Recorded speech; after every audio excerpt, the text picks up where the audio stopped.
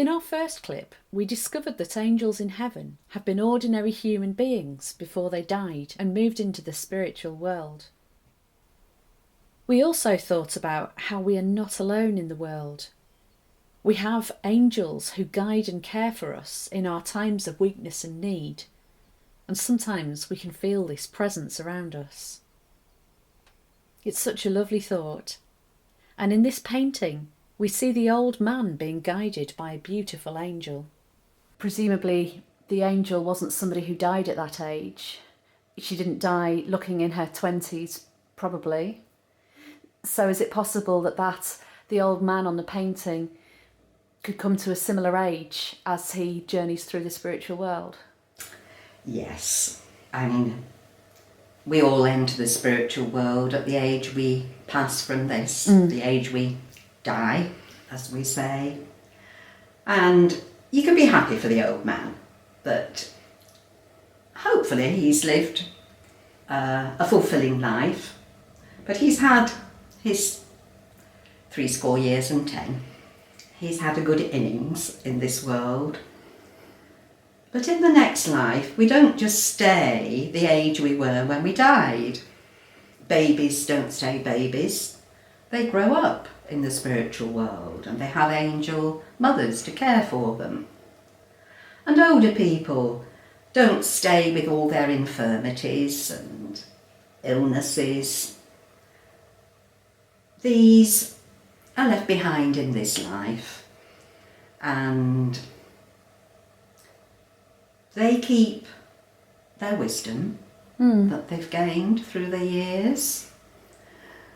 But in the next life, they live useful lives, as we do here, and their appearance gradually changes as they come into the fullness of their use, of what they love doing. So we might say they appear as they were in their prime, or as they become in their new prime in the next life. And equally, young children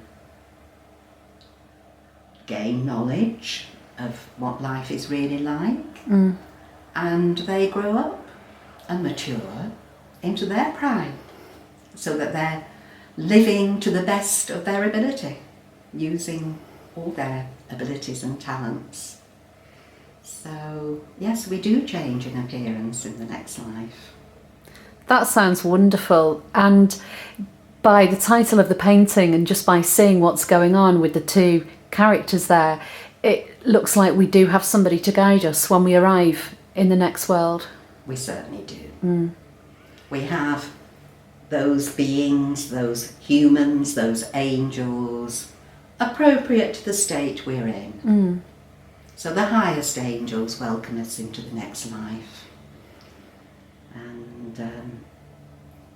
And they gradually change according to our needs as we become aware of who we really are, because we put on coverings in this life. So we're not always aware of our weaknesses and strengths, of who we really are, what we're really like. And it takes time for these layers to be peeled off until we can see ourselves, well, as God sees us, really. Okay, that's a really interesting thought. Yes. Scary to us here and now because we're so layered over. Yes. By what we want others to see of us and what we want to see of ourselves. But yeah, it's challenging. And we know that God loves us warts and all. So it's not something for us to be frightened of. Not at all, but to welcome. And it's done very gradually and very gently, no forcing. God doesn't make us do anything. We do things when we are ready to develop and evolve and see what we're really like. As in this life. Yes. You know, we're going through this process here of becoming fully human, of gradually being aware of what talents we have and using them, of what we really love to do. That's the crux of life, doing what we really love to do.